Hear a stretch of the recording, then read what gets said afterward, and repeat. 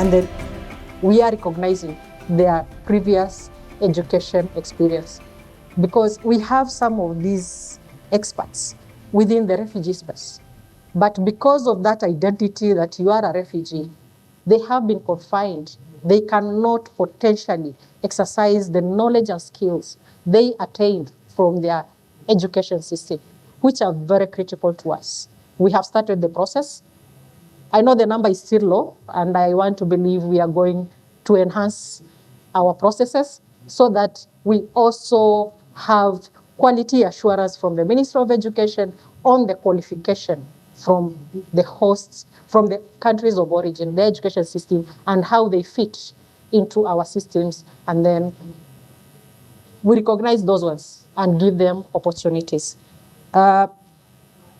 Maybe you hold on there, because there's a lot of things that you have said, and we would like to I think I'll need also to come back to you, Anna, particularly, first of all, commendation to the government of Kenya, looking at also the policy, legislative steps that has been taken, particularly what you've just mentioned, the regulations, the SIM card registration regulations, which also enables refugees to be able then to further the aspect of access to finance in terms of then getting access to whether it's them registering on M-Pesa or even mobile banking. But I'll come to Anna to see whether that actually is in the Kenyan parlance, whether we are feeling it on ground. So you'll be able to give us also an experience since these regulations and the different steps that has been taken. Maybe just a very quick one. I'm hoping you can also be able to, because it kept on coming a number of times. And then before I come to the Honorable Deputy Governor, is the issue of political momentum, and that's also how we'll also start off with the Deputy Governor in a short while. But from where you sit, political momentum is something that has always been talked about, has been spoken even previously with the presentation, that for Shirika Plan to be able to be effective, to be operational, political momentum across board, whether it's from the national government, political leadership, the county leadership, but recently, whether from we've seen some protest happening in the camps, whether related to food aid. There's also been a bit of stakeholder pushback, some different narratives coming up in terms of what Shirika Plan is, what Shirika Plan is not, even coming up from different sectors of political leadership at the county level. So how is the government engaging on with this kind of concerns and also building trust to ensure that that political momentum and goodwill is maintained across board for it to be operationalized? Over to you. Okay, thank you, Rufus. On the political front, what I can say, the two levels of government actually are reading from the same script. The only bit which now we need to tie together is having a common understanding. But the end goal on what we want to see about refugees is a shared aspiration by the national government and the two county governments. So with that one, there is no dispute. It is now aligning what the objectives and the lenses of the national government are to the county's specific policies and also visions and aspirations for the refugee population. And I want to say, even this platform today, it is one of its kind. And it's the first time since devolution came into space. And a previous speaker also alluded to it, that we have never had this conversation about refugees in a holistic manner. There is a beginning to everything. I'm seeing a brighter future, more cooperation, and more coordination. Because even when we talk about the refugee population, there are no refugees who belong to the county government or to the national government. They are our visitors, they are our brothers and sisters as people of Kenya. So we have to live to even what our constitution terms about most of the functions which are going to be offered to the refugees. They're actually functions under the county government. While we remain at the policy level, the county level are actually at the execution point. Where do we link up? And I want to believe, Rufus, and with the county government of Turkana here, we have had some discussions by the sidelines since yesterday. Garissa County also the same. We have been given a challenge as the national government. We need to work as one and see where do we want to go as a country, putting the best foot forward for the refugee management in this space. Thank you, Commissioner, for that. I would like to pull in the Honorable Dr. John Erus, the Deputy Governor for Turkana, the county government of Turkana. I mean, counties, and you rightly said in your opening remarks, in terms of also appreciating the great sacrifice that counties, not just Turkana, but also Garissa, Nairobi, and the many others that do host refugees within even urban context, they are playing an important hosting role. And now with the rollout of the Shirika Plan, what role do you see for county governments in driving the implementation of the Shirika Plan, but also within the broader framework of devolution? And then secondly, we'll still come back to unpack this question of coordination, how you see it from where you sit at the county level. Welcome, Dr. John. Thank you, Rufus. One of the key things since yesterday is devolution being the driving engine of development in counties.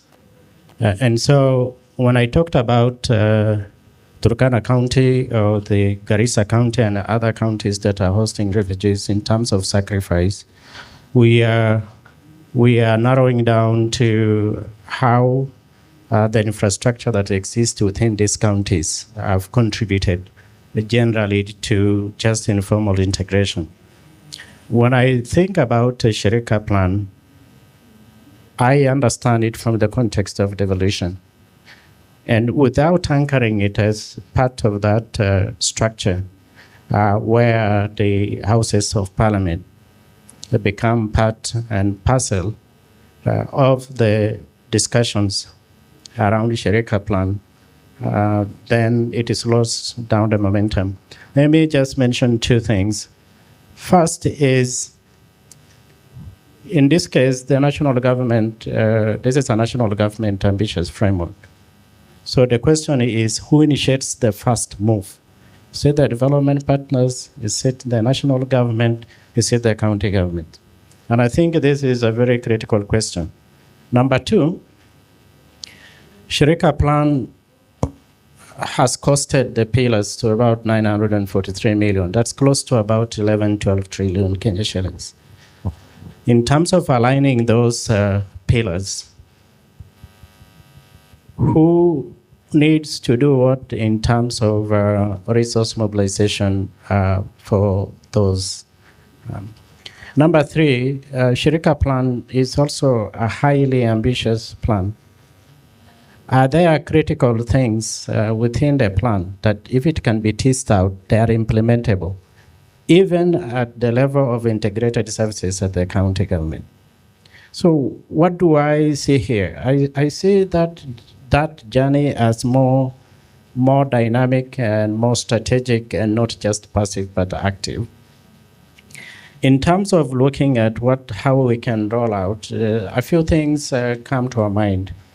One of the speakers talked about awareness. I think there is a need to unpack Shirika Plan, and unpacking Shirika Plan should just happen at both horizontal and vertical levels.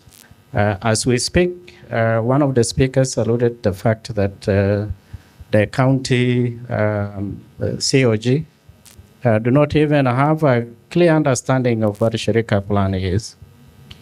And I represented the county government in the fourth discussions on the fourth formula for allocation of resources to the county.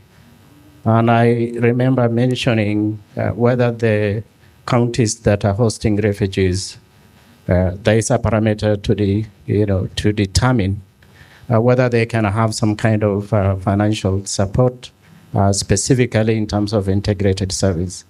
And as from the county government, as we try to appreciate the fact that both the refugees and the host community can live together, we could open up the infrastructure for socio-economic development through private sector support, as well as looking at what key value chains are able to expand that access even within our municipality.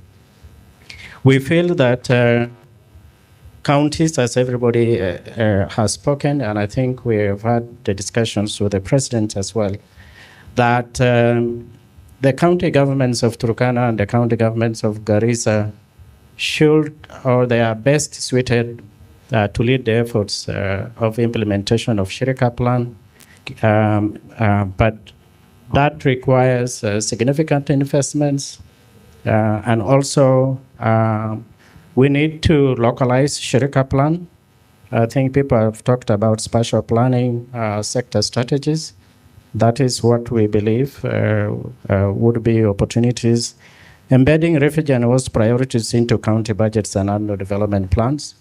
We currently are doing that as the county government, but we are also facing challenges in terms of how those integrated services are costing them. And the other challenge is where the commitment from the development partners through Kakuma Integrated Socioeconomic Development 2 is very slow in terms of its implementation. Strengthening peace building and social cohesion at the community level as a shared responsibility and not replacing the national mandates is really key. I remember talking about the question of prima facie, whether there is need to discuss broadly because of the entitlements and the disruption that is caused by differentiated assistance strategy. And we feel maybe there is a need to bring some kind of order. So to me, the future of refugee management is local. And evolution is not just governance system. It is the solution. Thank you very much. You can feel free to clap. Thank you very much, Dr. John, for that. And I think I would want to press you a little bit. And I like that last statement that the future of refugee management is also is local. But when you talk about coordination, and that's also picking up from what Commissioner has talked about, but perhaps where are the pain points when we talk about the coordination between national and county? Maybe if you could give one or two thoughts around that, and what is it that needs to be done to unlock these pain points when it comes to coordination between national and county on refugee management? When we talk about coordination, when you look at the pillars of Shirika plan, I narrow down to socioeconomic development. Governors of Turkana has entrusted me with the issue of coordination of partnerships and also resource mobilization. When I look at the socioeconomic development pillar, for example, are we talking about key value chains that we have already identified as the county government? Because that is really key for us. For us, Kakuma is a big market because of the regional opportunities that come with hosting the refugees. We brag of skills development, both for the refugees and the host community. We recently just launched modern auto garage that is going to provide skills development for both the refugees and the host community. When we are looking at all those kind of strategies, we look at what are we building to open access to those communities, both the refugees and the host communities, that is going to accelerate support and self-independence.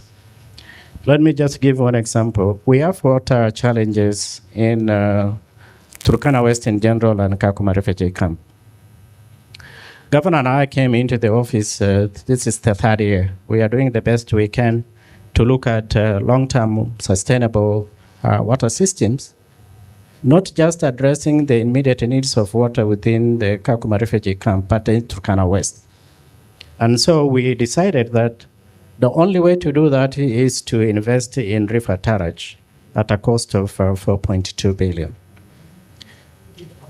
When we are thinking about Shirika plan, we are looking at broader investments. We have brought in private sector investments in Turkana to look at how we can develop those kind of systems. So for us,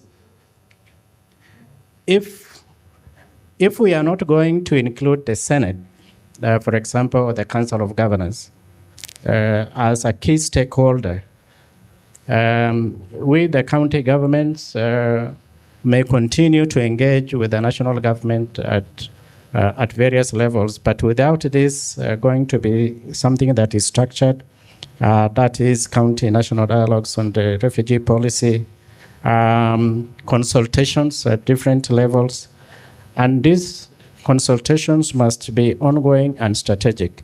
For me, what that looks like is, first of all, just having a stakeholder engagement to unpack Shirika plan, identify what is visible and implementable within the framework of the county governments and our CIDPs and the national government, and also just to see how COG, the department bringing in Governor Sang, so that when we are looking at the models of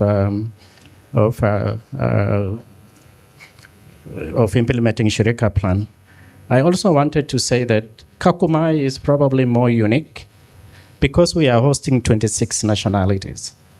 And so our model may probably slightly be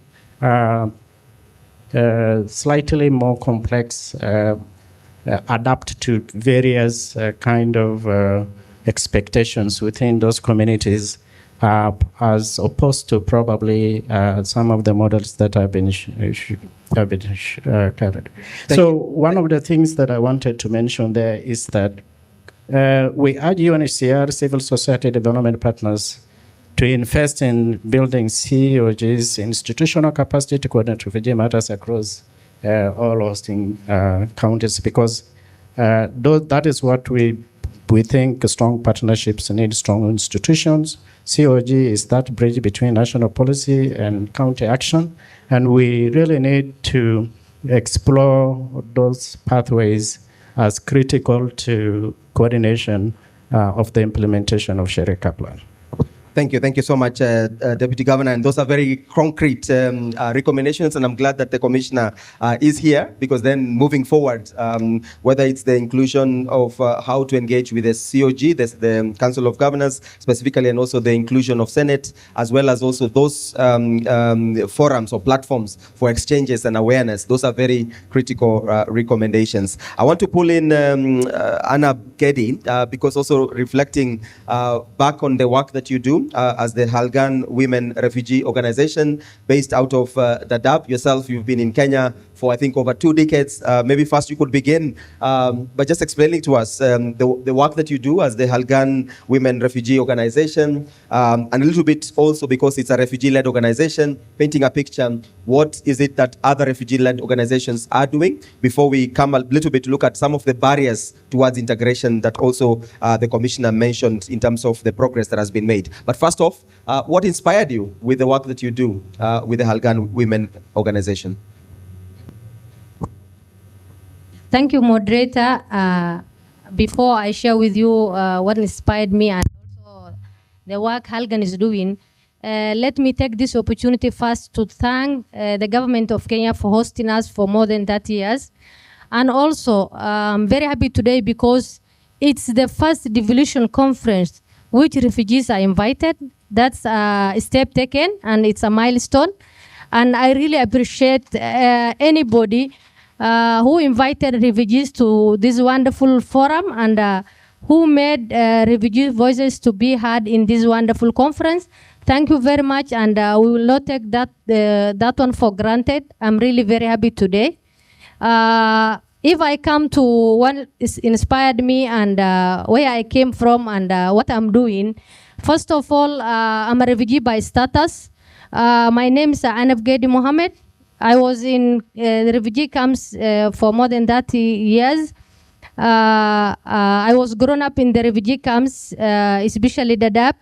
On behalf of all the RLOs in Kenya, I'm thanking to anybody who made the refugee voices to be heard and who engaged refugees to sit down in the table and share with their grievances, their challenges, their outcomes and everything.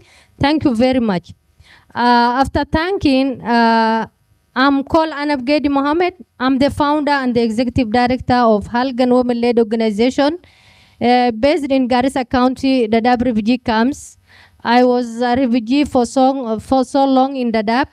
If I talk about what inspired me to create the women-led organization, in the DAP and all the refugee camps, the highest population in the refugee camps are women, youth, and children, who are the most vulnerable ones.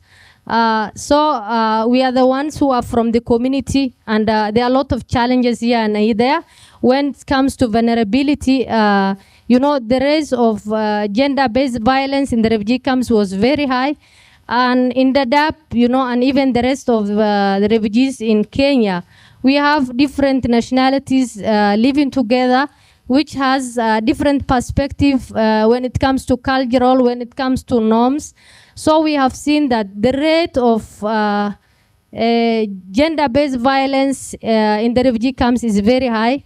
So we said, although we are from the community and the voice of the voiceless in the refugee camps, how can we support our people so that these things may reduce? So we created a Halgan. We started as a self-help group in 2017.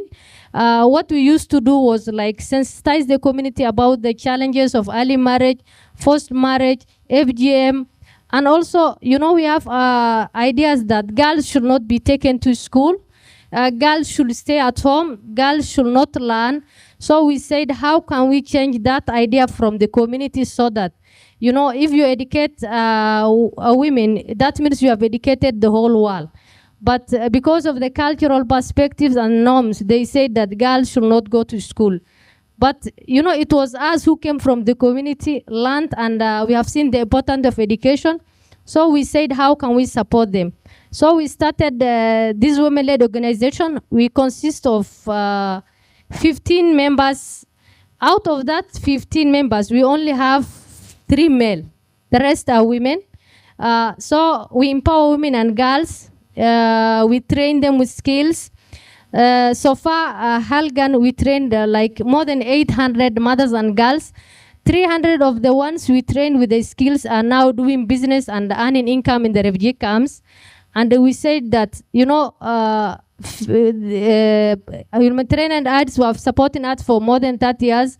So it might happen tomorrow that, as we all know, that funds are shrinking and the life is not the way it was. How can we support our people so that tomorrow, if the partners or all the people supporting the refugees say that we don't have anything, so that they stand on their feet. So that's what inspired Halgan to do, to create this women-led organization. So after registering as a self-help group in 2017, later in 2021, we registered as a refugee-led organization led by women, because we came from the community and we are the ones who start understanding the challenges women are facing. In the DAP and also Kakuma, the vulnerability rate is very high. We are not getting all the services. It's not 100%. Mothers will go to fetch firewood, fetch water, and they're facing a lot of, challenges when they go to fetch water, like rape. There is also that ambition of, culture of like the female genital mutilation, which girls are suffering when it comes to giving birth. So since Halgan has created this initiative, it's like now those challenges are not the way it was. It has the percentages is now not the way it was. It's not only Halgan, which is in the DAB nowadays. When we have started the initiative, there are a lot of CBOs, community-based organization, women-led organization, and refugee-led organization who have seen that the good job we are doing and also registered, and they are doing different work, like when it comes to education, when it comes to environment, when it comes even to the supporting the gender-based violence. We have very many, both in Kakuma and Dadaab. On the other hand, there is high level of literacy among women in Dadaab. When many women in the camp lacked access to education and basic literacy, which limited their appointment for self-reliance, that motivated me to integrate learning and skill building into my organization programs. There is also need of grassroots-led solutions. you know, we know the challenges in the community. We are the ones coming from the community. So that's what inspired me to create my own initiative and support my people. Thank you very much. Thank you very much. And it's quite inspiring to hear the wonderful work that you're doing on empowerment. We'll come back to you specifically with any specific recommendations that you might have, particularly when we talked about the economic integration.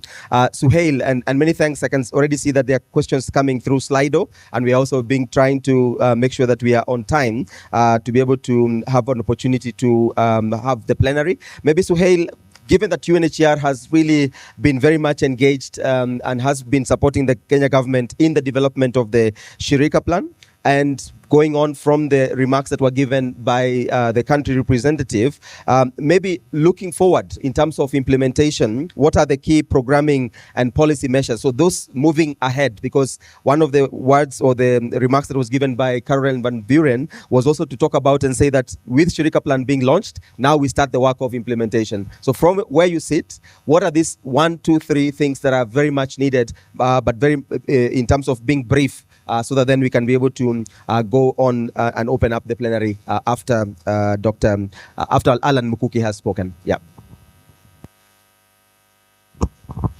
First of all, thank you very much. I am honored to have me, and congratulations to VNG and all the partners for pulling up this very important conversation.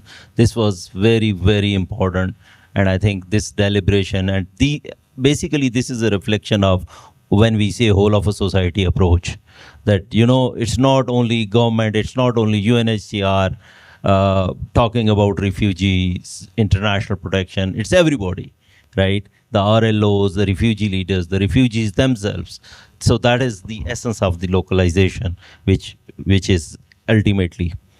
I mean, at the key sector level, if, you know, I mean, on the operationalization of the Shirika plan, I think the very first thing if you ask me and ask us, I mean, yes, UNHCR, from the day when the government of Kenya announced in 2022, I remember that there needs to be, as Commissioner rightly said, that there needs to be a comprehensive and long-term strategic roadmap rather than, you know, a day-to-day policy. And from 1990 till 2016, we have seen spikes, rather 19 spikes in the Kenya's policy, but the progress has been commendable. I mean, the inclusion trajectory, in fact, started in 2016 onward. If you look at it, the KISIDAP, the Refugee Act, I mean, so on and so forth. So UNHCR has been supporting. And then in April 2023, this joint secretariat of UNHCR, DRS was notified to develop and operationalize the Shirika plan. And Shirika plan is there now. It's an effort of over two years. A lot of intellectual, technical, and financial investment has gone into it. And thanks to our funders who were able to provide those funds for developing that plan. Now what's next? The momentum. I think it is important to have a kind of an inclusive secretariat, inclusive coordination structure, which His Excellency Deputy Governor said, which His Excellency Natif Jama always say, and the Honorable County Speaker said, and Commissioner has rightly said that. So a kind of a inclusive coordination structure where, and by the way, the Secretariat is already there. So first step should be this, once that has it, then, you know, the sector level plans, what the technical committees down the line, and at county level, by the way, there are existing coordination structures available. There is a KISIDAP coordination secretariat. There is a GISIDAP coordination secretariat led by very able people of the county government. So this coordination structure for the national level should speak with those coordination structures rather than we coming up something new. I mean, you know, we have all the resources gaps and all these things. Once that is done, then obviously we can talk about what is needed into health. For example, yes, 70,000 has been included into, but then what is the barrier? into the health. If you ask me, the bottom line and everything, the foundation is basically the integration into IPRS, right? So right now, refugees data is into IPRS, but then those 230,000, which is the backlog, it is not there. So it has two ways. One, I mean, this is very, very positive development. This is among many other developments. I think, Commissioner spoke very few. This is among major achievements that refugee IDs number has been, reformed, and now the refugees data is the IPRS. What does it mean? It means you don't need a separate refugee database. So because that is the main country's database, it speaks to everything. And that is the foundational for inclusion. But then again, the RSD, right? So that people are able to access. And it's not only health, it's social protection, it's education, it's related to that. So it's fundamental. Then maybe Suhail, yes, we pause there because then so that then we can be able to have a bit of time. But two things that I think stand out for me: the inclusive, coordination structure still comes back. So, Commissioner, as you come in your intro, it looks like the unlocking this bit on coordination is quite important. The integrated data platform, which already is existing. So using data to be able then to inform the planning. So whether it's on the sectoral level, that also is quite important. Maybe Suhail, allow me to pause there. Then we see also what comes up. And I'm getting a couple of questions that are coming from Slido. Alan, let me pull you in and I'll just only ask you one question, because where you sit and you have the advantage of being an academia, you work at the, you have great initiatives within the Strathmore University. So pulling in some of the lessons learned, looking at the unique devolved context in which we are in, the devolution that we are now even in this conference, what lessons can we be able to get from other refugee hosting contexts that have actually been able to successfully strengthen this intergovernmental level or multi-level governance between national as well as county in refugee responses. And I think from Jared, there was a couple of examples that were given from whether it's Uganda and as well as also in Ethiopia and Canada, but also maybe you could help us to unpack a little bit what are some of these one or two concrete lessons, and then now I will take the floor in terms of the questions that have come through. Thank you. Thank you, Rufus. All protocols observed as stated. When Jared was presenting, I was reflecting a bit on the work I've done, because I had the privilege of drafting the IGAD policy framework that involved the 7 countries, which was signed in December 2023. And then I also had the privilege of developing the Nairobi County strategy, which was the first urban strategy of its kind in terms of refugee management.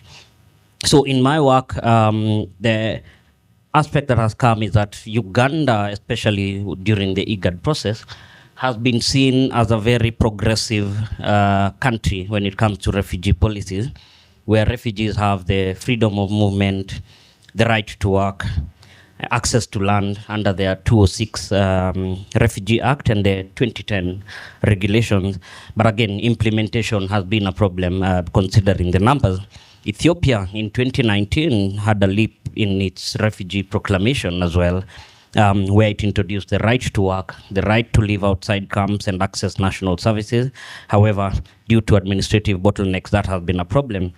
So how does this look like when we talk about lessons, especially from a multi-governance context?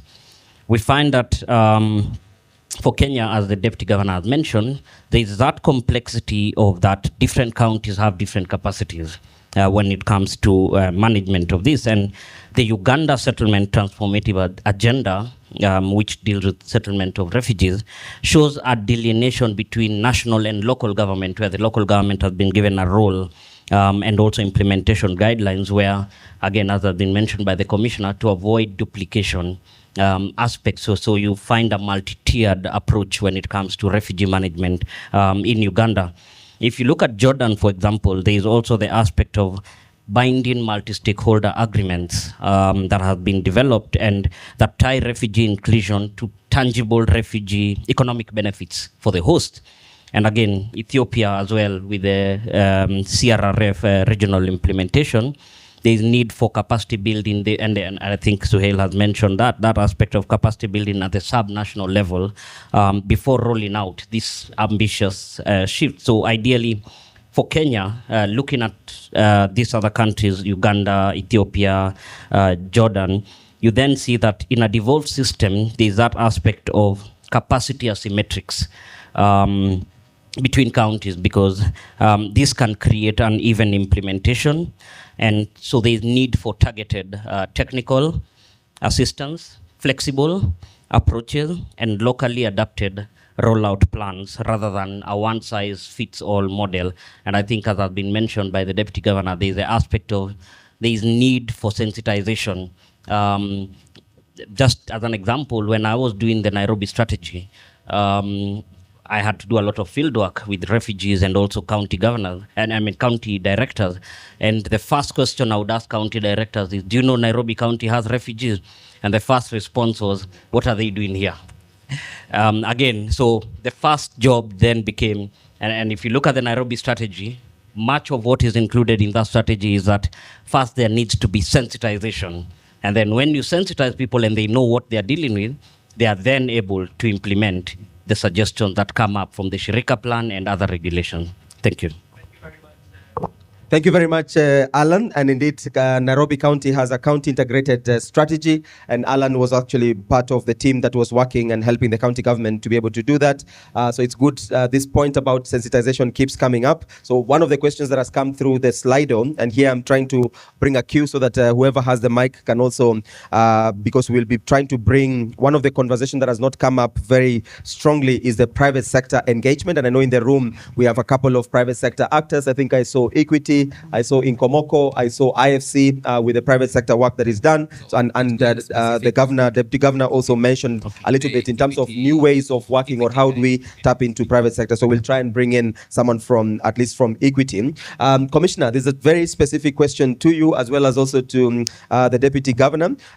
Picking up on this issue of awareness, it has also come up from the Turkana County government. What are the specific plans in place to sensitize the community as well as also the various county authorities as well as and general population around the Shirika plan? And then secondly, as the incoming or now as the commissioner, this I guess is a question that is coming from the refugees. What should they expect from your office and from yourself in terms of furthering this agenda of socioeconomic inclusion for refugees? So maybe you can find a way to be able to be brief on answering those two questions. Maybe to prepare you, Deputy Governor, on specifically the Shirika plan and on your own reflections, are there specific things in the Shirika plan that you think needs to be redefined or can it be implemented in totality? I think you've mentioned a couple of things, but perhaps if there's any additional one. Maybe I start off first with the commissioner, and then I come to the governor, and then I will look to the floor to see whether Equity would be ready, a representative from Equity, and then also we'll open up the floor thereafter. Thank you, Rufus. On the issue of what the refugee community expects from Commissioner Mwasaru, mine is to give a commitment of walking the journey and working together in terms and matters refugee management and how we balance our expectations of the county governments, which are the host counties. So it is going to be a multi-layered kind of engagement, starting from the national government, first of all. Then we'll also have another engagement very soon with the respective county governments so that we are all at par on what the sphere or the refugee space looks like and what are their visions, strategies, and measures, and how we align for the two governments, because we will be continuing from where my predecessor was. Then we'll also be having engagements with the targeted population, that is the refugee communities. Then we'll also be having an all-encompassing conversation, because we need to accept that there are conversations which need to be done at those different levels.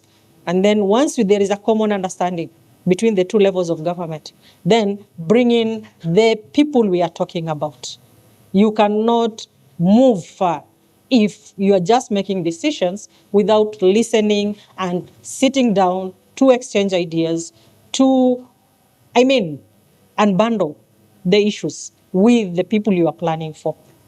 And then we also have our development partners and the NGOs, all of them. So there'll be at different levels of stakeholder engagement. But rest assured, the refugee community will be also having their own forum of engagement. Thank you. Thank you. A round of applause for the Commissioner for that commitment, and we will be holding you to account. Maybe we should give you a scorecard after 100 days in office and see how that goes. All right. Definitely. Deputy Governor, maybe briefly on that question, and then we will look to the floor to see if equity, and then I'll prime Suhail, looking at also from a UNHCR development perspective, financing for municipalities. How do we ensure that those municipalities that are hosting refugees, what are the specifics that needs to be done? Deputy Governor. The Turkana County government has a guiding principle in terms of how we envision a Shirika plan and how it can transform the lives of both the Turkana and the refugees. So equity over exclusion is key and drives our agenda. And that means that we must have services that flow based on need and not on the legal status of the refugees.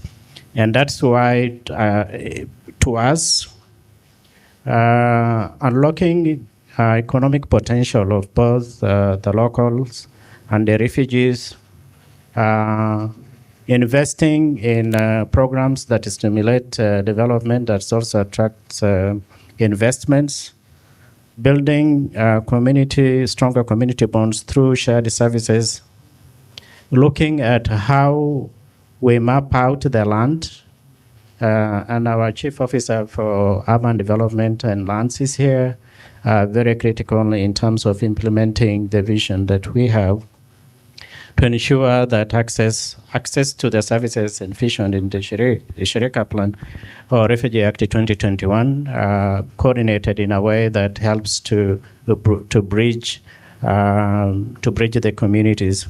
So for us, I think legal clarity on county mandates in refugee inclusion and the technical assistance that has been mentioned or required, and the expectations of both the donors and us as county government in terms of implementing a Shirika plan require long-term predictable financing for counties to drive integration. And therefore, moving from refugee response to refugee inclusion requires shared investments, shared leadership, shared accountability. And we feel that as counties or as a country, we can set global standard for refugee inclusion under Shirika plan. But only if we empower ourselves and ensuring that our partnership deliver a lasting impact that we envision in long-term investments. Thank you very much. And I can see that the Commissioner is writing because you already have the first agenda items for your exchanges with the county. I will not forget to also mention you had previously talked about also unpacking what integration really means. I think that also came off from the various presentations. And I think that legal clarity and even looking at the question of freedom of movement, what does that look like in an integrated or Shirika plan? What does it mean for refugees to be able to move them towards socioeconomic inclusion? So I think, Commissioner, you have quite an entry of agenda items, and again the 100 days are still ticking from now. Good. I think I have been informed Honorable Boniface Gitobu, who is the Equity representative, Equity Bank representative. I will ask you to be very brief. I know politicians, when you give them the mic, they like to run away with it. So please, if you have one or two reflections or specific questions, please go ahead, and then I will bring back to Suhail and then see whether there's any other question from the floor. Thank you, sir.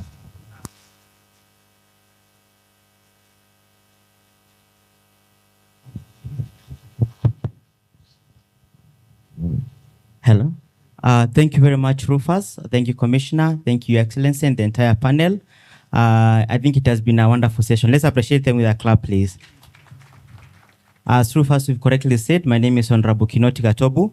I'm the Director of Advocacy at Equity Group Foundation, and we are birds of a feather. We've done a lot with the latest engagement in Turkana County was the signing of an risk-sharing facility with IFC, where His Excellency the Governor was the chief guest in February, and we're aiming at looking for a partner that can help us give financial independence to the refugees.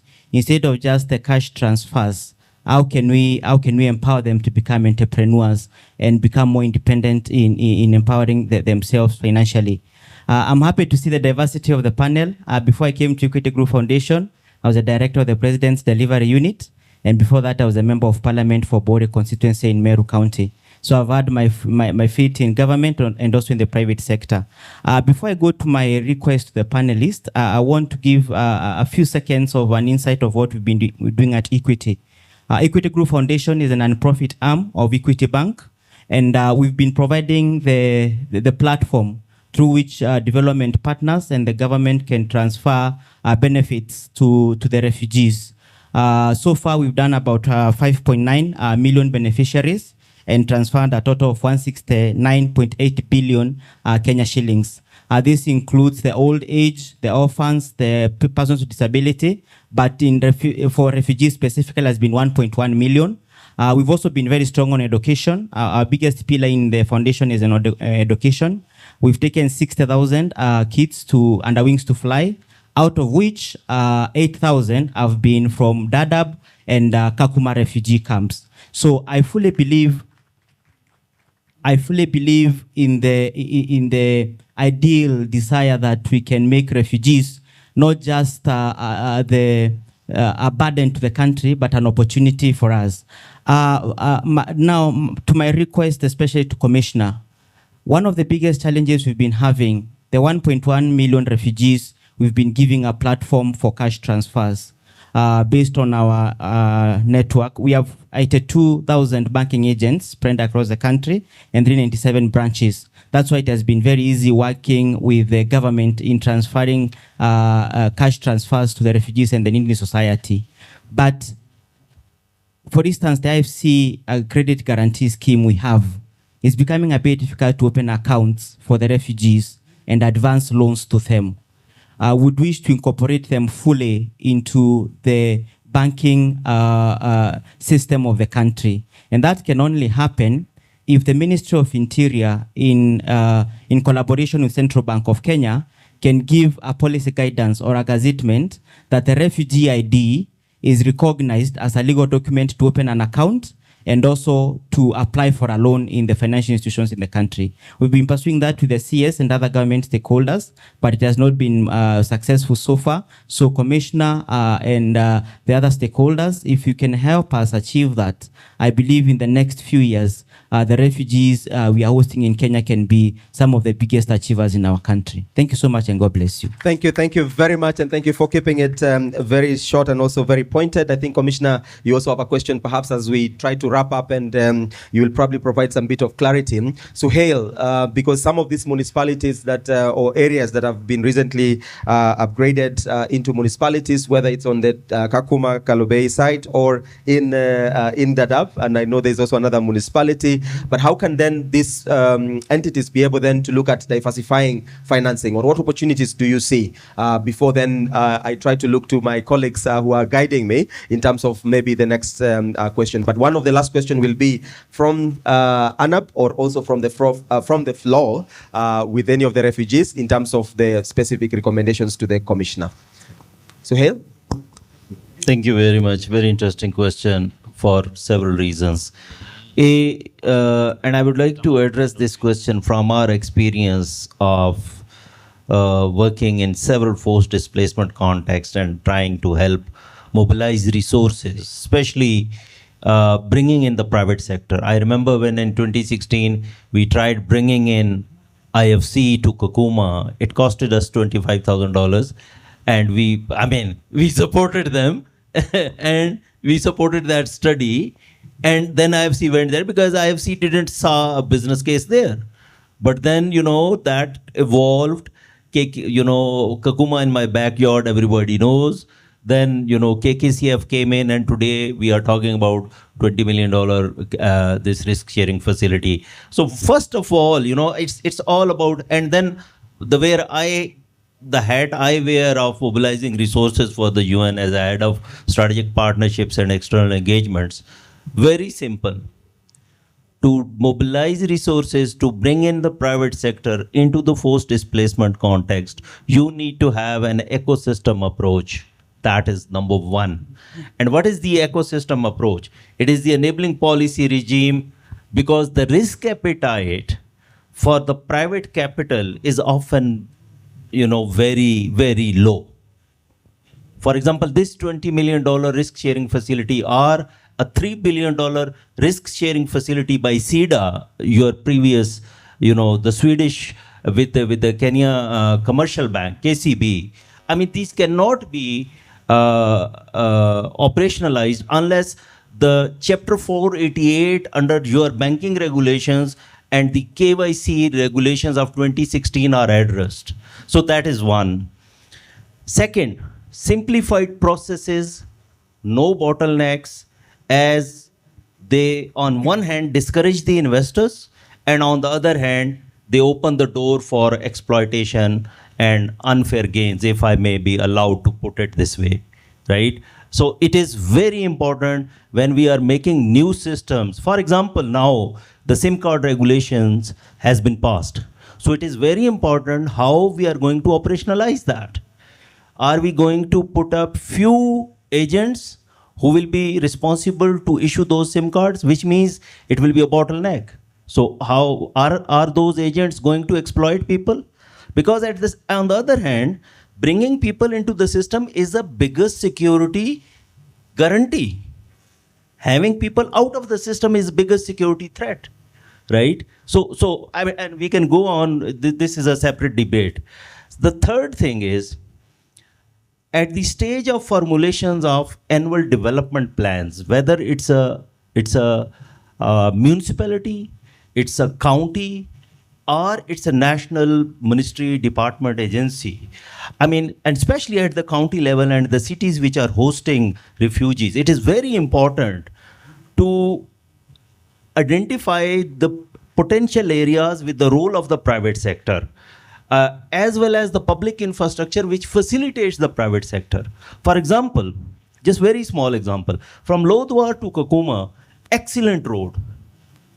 But from Dadaab to Garissa, it's very difficult. And imagine, you just zoom out, don't look at Dadaab and Kakuma from refugee hosting.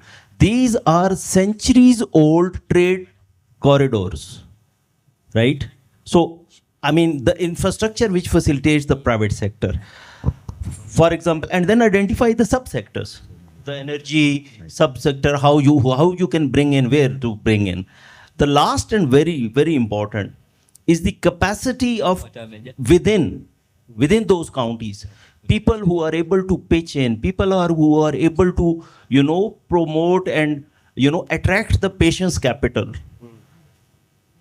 So again, capacity building, which His Excellency Governor said that when the priorities was being mentioned by the Commissioner, she said that we are very much there, and we are more than, and we are working on few things which will come out few days. Some of these which has been asked, I don't want to say now, at least that I want to appreciate those development partners that at least some of these agenda items which has been highlighted, these are in active, I may say, now in a hard pipeline. So we will be able to hit the ground with the support of, in the leadership of the DRS and the counties, will be supporting them in those areas. Thank you.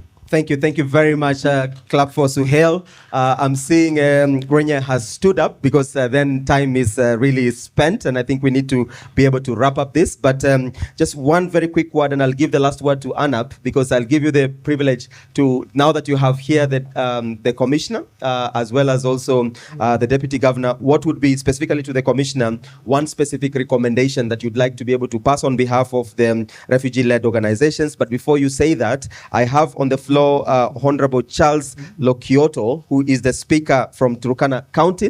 And I guess, Deputy Governor, you'll permit me, because I have just been informed that they would just like to say one word in terms of reflecting on the county assemblies and the role that the county assemblies play, but from a Turkana side of things. Do we have? Oh, yes. So I think he's over there. If you could just keep it brief in terms of by way of recommendation, and then we will come back to the panel in terms of your final parting shots. Just very few words. Thank you. Thank you, Rufus, and thank you, the panel. Again, I'm Charles Lokiote Woi, the Speaker of the County Assembly of Turkana. From our end, our recommendation is the gap between the national government and the county government and the partners should be bridged. Then two, the information, the channel of information. One, I have heard the commissioner that there are some numbers that have been loaded on SHA, others on education, whether it is NEMIS, then others that have been boarded on skills. Is this information with the county government, with the refugee organizations or the people, so that we get to know that? And lastly, as a county government, as a county assembly of Turkana, we have begun the process of amending our standing orders to include the refugee affairs. What we have done, we have expanded the mandate of the justice, legal, and added and refugee affairs. That will be a committee that will be in charge of refugee affairs in the Kakuma refugee camp and in the county assembly. Then lastly, we are saying and asking the commissioner that we need to unpack the Shirika plan. Now, what is happening in Kakuma? The refugees are associating it with the Shirika plan because they don't know what it is. So we would require that the Shirika plan is unpacked to the county government, to the county assembly, to the organizations and the leadership of the refugees, such that we are all in one page and we can be able to interact using the Shirika plan. Thank you. A better clap for the Turkana County Assembly and that very progressive adoption and also amending your standing orders to be able to include refugee matters. So now I come towards the end. So very quickly, if you had a magic wand or if you look into the future, what is one thing that if you were to be recommending in terms of then unlocking some of the barriers or some of the things in terms of critical recommendation? We start with you, Anna. Keep it very short. Then I go down with Alan, and then Suhail, and then I will finish with the Deputy Governor and also with the Commissioner in terms of even the recommendation or the question that had been asked. So just try to keep it short so that we can be able to conclude this panel. Thank you, moderator. As a person representing the RLOs in Kenya, my main recommendation is we were talking about Shirika plan and integration. I think integration is already there because refugees and host community are intermarried. They do business together. They do a lot of things together. But there are a lot of challenges when it comes to integration. So let me take this opportunity because there are a lot of representatives from the government. I need to get their feedback. So what is their take when it comes to those challenges? The challenges are the limited employment and entrepreneurships. Also, shortage of infrastructure, quality of education, governance and policy contradictions, policy misalignments, social perceptions. The main challenging thing is the documentation. You will see, a child born in Dadaab, that years old, and he doesn't have any documentation. Thank you. Same applies to the alien cards, work permits. The challenge there is something called incentive wages, which is the most challenging and demoralizing the people in the refugee camps. Because if you are a diploma holder, a degree holder, or whatever, there is something called incentive wages, which is not more than 8,000 shilling. And What we know is 8,000 is nothing nowadays. So we need to address those concerns to the government so that they take steps. Back to you. Thank you very much. If I take anything from you, the challenge of documentation, that's one specific thing. I want you to be very specific. So one specific thing I think I take from you, documentation. Alan, keep it short. What's one thing that you would like to be able to recommend? Thank you. I've heard the Honorable Speaker speak about unpacking the Shirika plan. At least I come from an academic institution. We have something coming in September and November. We will extend invitations. That said, my parting shot is this. We have a very good document called the Shirika plan, but several aspects or several things have to happen. There is need for legal clarity and operational capacity. That then means that the Refugees Act may need to be amended and subsidiary legislation to clarify and expand county government's role in refugee management, especially in planning, service delivery, and data sharing, and include provisions for joint intergovernmental refugee management committees under the Refugees Act. And I think looking at that and looking at the crystal ball, counties are no longer now just implementers. They are co-authors of refugee policies, so they should be involved in that perspective. Thank you. Thank you. That's a very good way to sum it up. Suhail, one word. Obviously it's a long journey. The list can be very long, but you need to break it down and you need to look at the low-hanging fruits. And the first thing, which is extremely critical, I think, is the constitutional impact assessment by the state law office, if it does that, because many of us keep quoting that 17 to 27 laws have been impacted due to Refugee Act, right? So once you have that, the picture will be clear. And then it's the prerogative of the legislator and the people of the Kenya to deliberate on it and have a deliberate legislation. So whether through one omnibus bill, once those bottlenecks, because there are policy tensions. I think he mentioned while he was, the recent policy tension which came up now, and it's extremely dangerous even for this, when we were talking about Equity Bank and whatever you are doing, Nkomoko is doing right now, I doubt it will be able to continue. The new law of the AML and CFT, which country was obligated to do under the FATF grey listing. Now that law contradicts, because everybody is now funding refugees on the manifest. Okay. But that law now puts the penalties if you are not following the prudential regulations. So these are, some of the very, so I think the most critical part is the constitutional impact assessment by the state law office. Thank you. Thank you very much, Suhail. So it still comes back to the issue of policy coherence and also looking at that legal clarity and specifically that constitutional impact assessment that needs also to be done. Before I bring in the Deputy Governor as well as also the Commissioner, I would like to take this opportunity to recognize the presence of the Speaker of Wajir, who has just joined us. Please, a round of applause for the Speaker of Wajir. I will say Sodowo. Yes, you can tell that I come from that part of the town. Good. And I'll also then give the floor very quickly to the Deputy Governor to just say one or two words in terms of final conclusion. What's one thing that you would be able to pass along in terms of recommendation? Because all this is leading up to the recommendations that will be packed up as part of the devolution conference. And then I give the last word to the Commissioner. Thank you. One word in terms of what we envision as the Turkana County government is long-term investment in the priorities that we have given to develop Turkana and to support the refugees. Meaning, our development partners, the representative of the refugee donor group did allude to the fact that we need to move, we need the government to take lead. We need to see what is practically possible. For us, we've already mapped out all key and viable value chains and identified institutions in our country, including Kenya Industrial Research and Development Institute and Kenya Fisheries Research Institute, to lead the effort towards key value chains. And for us, our investment and investment in terms of how that can be envisioned within the refugee setting is very key. So we appeal to both the national government, county governments, development partners, COG, to critically look at how they can support the efforts that is being coordinated between UNHCR and partners and DRS and us as a county government hosting refugees on a clear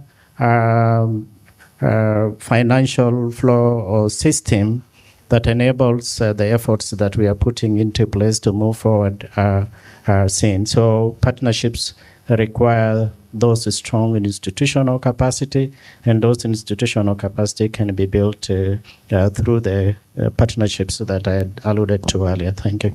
Thank you very much. A clap for the Deputy Governor.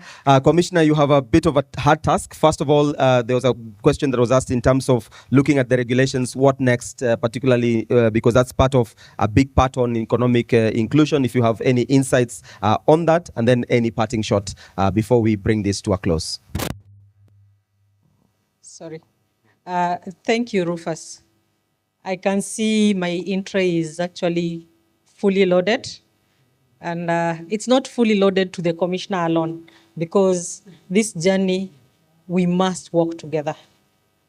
We must combine effort, and we must embrace the strategy of vertical and horizontal consultation as much as possible. I need to say and give assurances that at the moment we are having a team which is working on a draft implementation matrix, because the Shirika plan which we launched is almost 5 months old now. To me, is a blueprint. And as a blueprint, is actually a guiding framework on what we expect in each and every pillar. Now the work starts. How do we move from step one to the next and feeding into each other until we get our end results? It is a document which is a work in progress, and we are hoping to have it presented to the stakeholders for them to appreciate on all the milestones we envision, the activities and the sub-activities, and for a buy-in and validation. And through that process is what now will position the actors. Once we are in agreement with key stakeholders, both the national and county government also taking the center stage of that framework, then we will position each actor their roles and responsibilities. So we are together. I've seen a number of laws, legal frameworks, and I take a bait from my colleague here to also reach out to the Office of the Attorney General. We just need to have that focus on all these laws and how they impact each other, because you cannot take the Refugee Act alone and run away with it. It must be read in totality under the framework of the Constitution of Kenya, which gives us our pivotal point on how we snowball in the refugee space. Thank you. Thank you very much. A round of applause for the wonderful panel, starting from Alan from Strathmore. We go to Suhail from UNHCR, Anab from Dadaab, the Deputy Governor of Turkana, Dr. John, as well as also Commissioner. We do appreciate the Commissioner of Department of Refugee Service. Unfortunately, that is the time we have, because we have to still move to another segment, and I can be able to see that I'm being directed. We still have one more very quick, the refugee-led organizations which are represented here. They do have a memorandum that they just wanted to present to you. They are not going to speak. They just want to make sure that as part of your commitment and as part of your 100 days, part of your entry has a bit of a memo that is coming. So I would invite Jonas, maybe Commissioner, if you can just stand. Unfortunately, brother, I do not have the time, because that's all the time, and we've actually gone overboard for this panel. So apologies, but feel free to reach out to any of the panelists in terms of the questions that you have. Welcome. I'm not going to allow you to speak. You're just actually literally just giving it to the commissioner. I will get out of the way, and then you can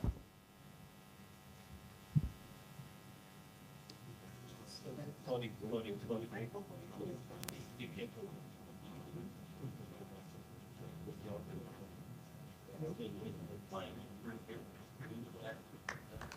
Right, you can encourage him by a clap.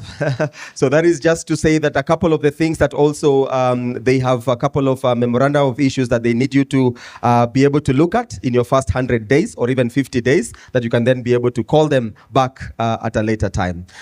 So with that, I think I will just want to be able to, okay, let's clap for Mr. Jonas is one of the leaders within the refugee-led organization.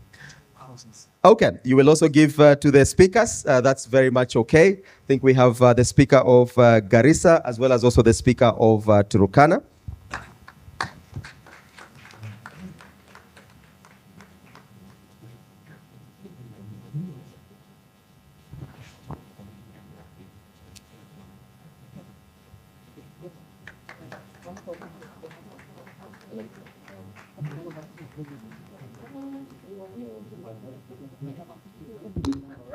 And then now I'll invite the panelists to just do, it's okay, to just do a group photo here, and then we will be able to conclude the panel.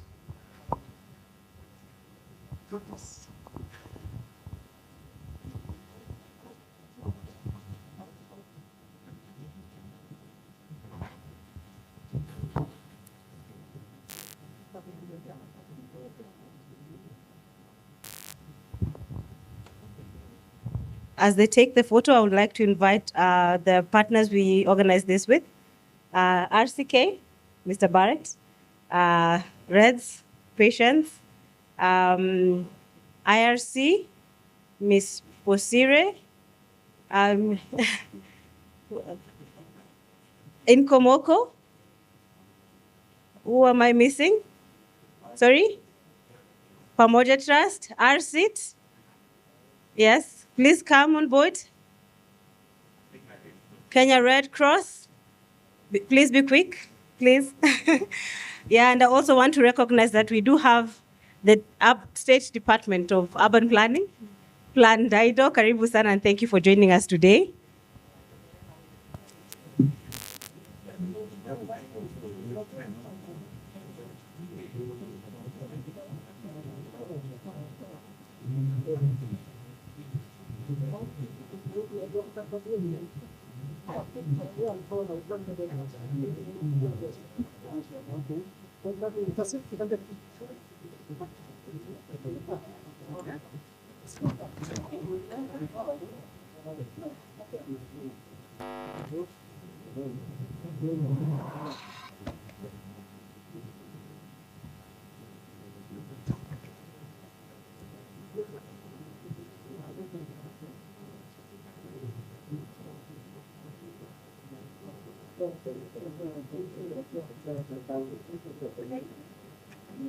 Thank you so much. Sure. We can now take our seats and let us have the vote of thanks from our patients. Kindly join me here or don't go back to your seat.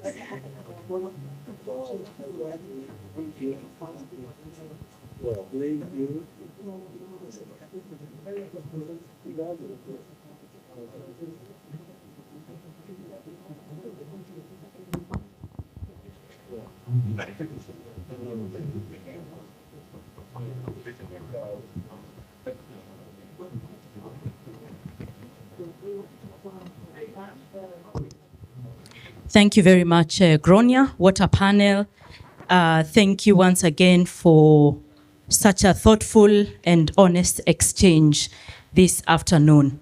So allow me these final minutes. I will not take more than 2 minutes of your time, but I just want to reflect very briefly on some of the key points that have emerged from the rich discussion today. And what we've had is a collective recognition that the Kenya government has led the way with regards to refugee response towards inclusion. But as distinguished speakers have said very clearly here, is that we must move away from parallel service delivery.